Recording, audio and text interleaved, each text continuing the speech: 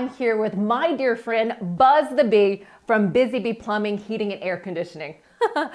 It's time for your local weather report brought to you by Busy Bee Plumbing, Heating and Air Conditioning. Let's buzz on over now to the Main Street Media TV Weather Center. From the Tennessee Valley Weather Channel, this is your weather on Main Street. Good Friday morning. I'm Kelly Rawson in the Tennessee Valley Weather Center with a check at your forecast. We are still feeling the impacts of Francine's remnants. Rain and storms expected to move through this morning and afternoon. Again, that low end quick spin up type tornado threat does extend for the rest of this morning and through the afternoon for southern middle Tennessee as this final rain band will continue to move through the area and continue to pour some very heavy rain. And we will be gusty with our winds, and that low end tornado threat is going to extend through the afternoon and evening until this final band gets out of our area, moves off to the east. That threat will end from west to east tomorrow afternoon as this finally exits our area. In terms of the threats, the moisture will linger through the weekend, so expect a rainy and maybe even a little bit of a stormy day for Saturday with scattered to widespread moisture in the area. In terms of our impacts, again, like we've been talking about all week, a widespread 3 to 5 inches of rainfall for southern middle Tennessee is expected, so we'll be watching for flooding and flash flooding issues, as well as wind gusts 30 to 45 miles an hour possible throughout the area, and that low end type spin up tornado threat through tomorrow, or through this afternoon, I should say. And we will continue to watch the remnants of Francine in terms of rainfall continue for the weekend, but all other threats should subside by Friday afternoon, late afternoon, I should say. Those rain showers stick around for Monday and Tuesday. We finally warm back up into the low to mid 80s, and we dry out by the middle of next week. Thank you for that update. Tune in each day here at Mornings on Main Street for an up-to-date weather report brought to you by Busy Bee Plumbing, Heating and Air Conditioning. All of their contact information is right here below. Have a great day. Good morning, Stephanie. Good morning. Hi, kids. Hot tea.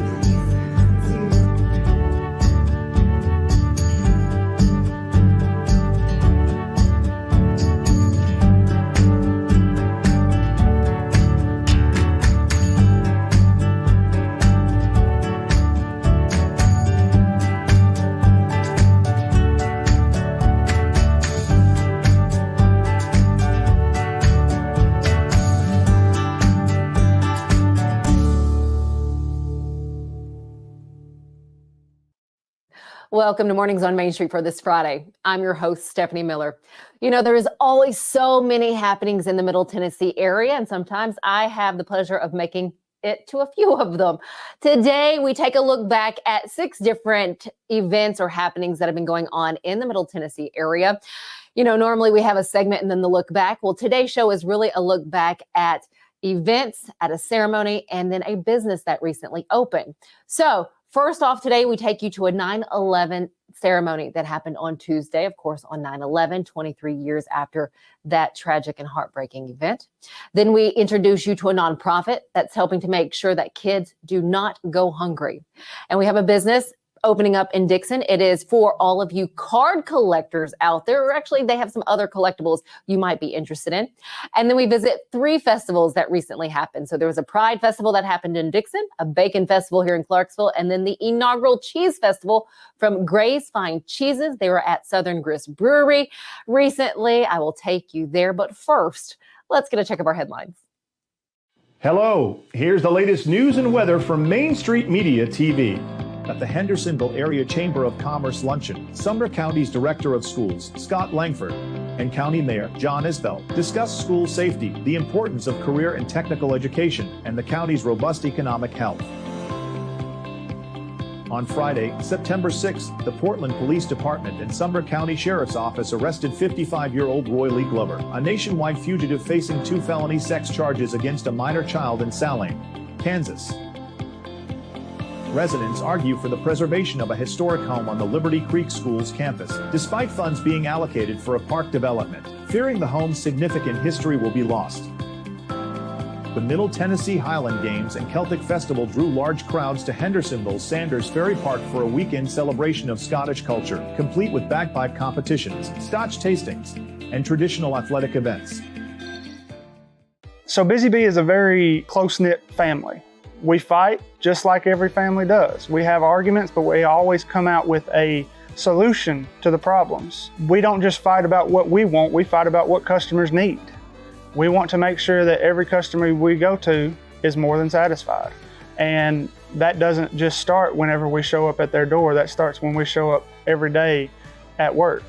We want to make sure that we are serving our customers to the best of our ability. He shoots, and he scores!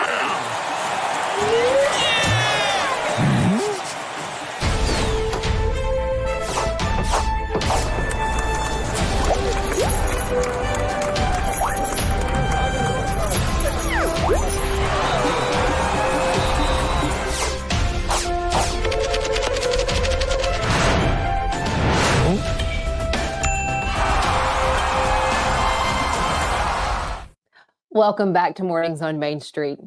Sometimes we have a look back piece for you at the end of our shows. Well, today our show is looking back at a number of events that have happened recently. One is a 9/11 remembrance ceremony. Now, across the nation, people stopped to remember and to pay tribute to the lives lost 23 years ago on 9/11.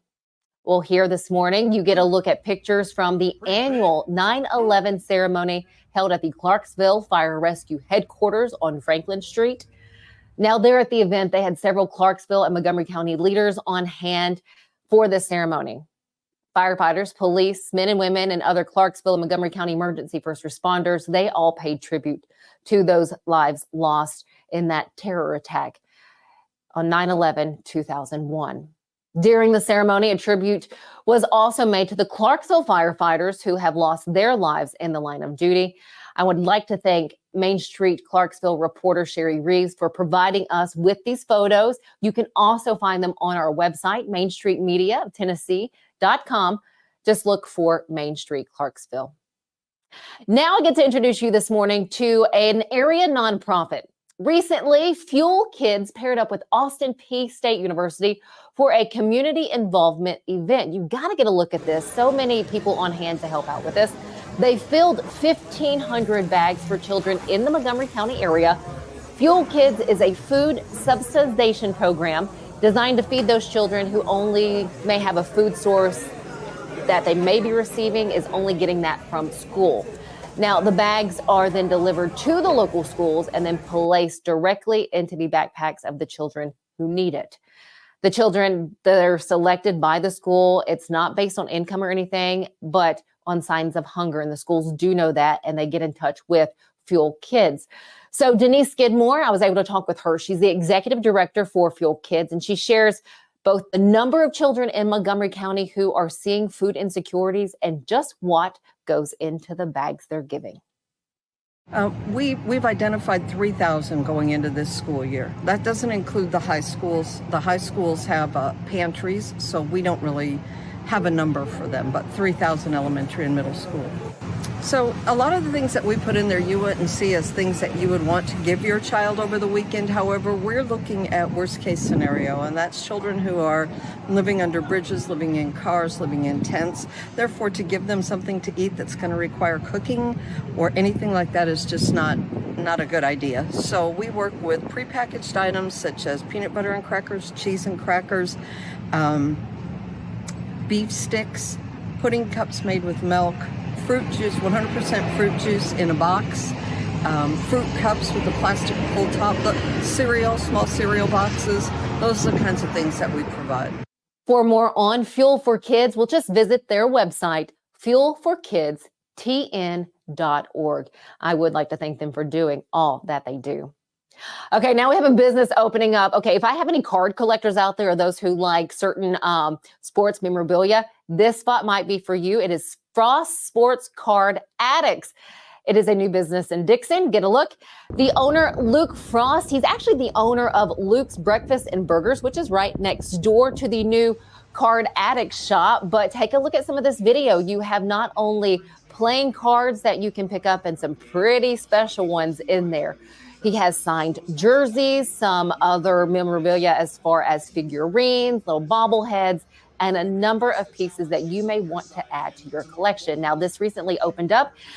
Luke tells me he is super excited about this. He had a number of people that were actually lined out the door the day of the opening. He was pleased to see that.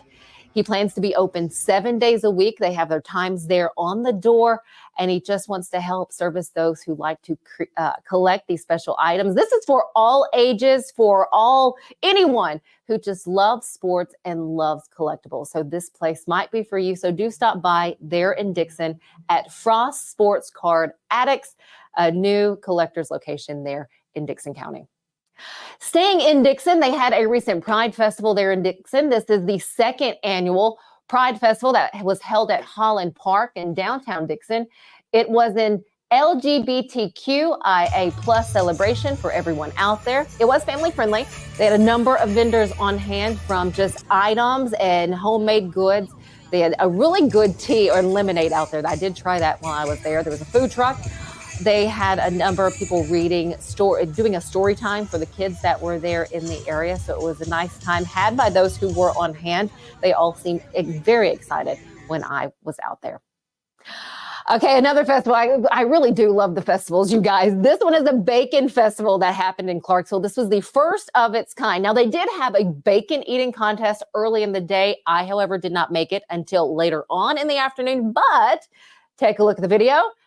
The first piece of video that you see, that is a wing eating contest that I took part in because, why not? I did not come in first, second, or third, but I would love to share that I came in fourth. I was so close for that third spot. People had a great time though. There was a petting zoo. You had arts and crafts, and then a number of food vendors, both bacon and also a variety of foods that had nothing to do with bacon. But it was a fun time, and it was fun to see everyone out there just enjoying each other's company and, taking part in all the fun. And then last but certainly not least, this is my favorite because I love cheese. And this festival, it was cheese, and more cheese, my friends. It was the Cheese Festival there in Nashville. Gray's Fine Cheeses held its inaugural cheese festival at Southern Grist Brewery. And the cool part about this, so you see the tent, you had dozens of cheesemakers out there. You had, over 20 cheesemakers. It was like a walkable charcuterie board. They had a number of blue cheese. They had goat cheeses, soft and hard cheeses, cheddars, Goudas, a lot on hand. You also had the accoutrements to the cheeses, and they made a special beer, or Southern Grist Brewery made a special beer for the Cheese Festival. They had a DJ on hand, and really, it was just a meal of cheese.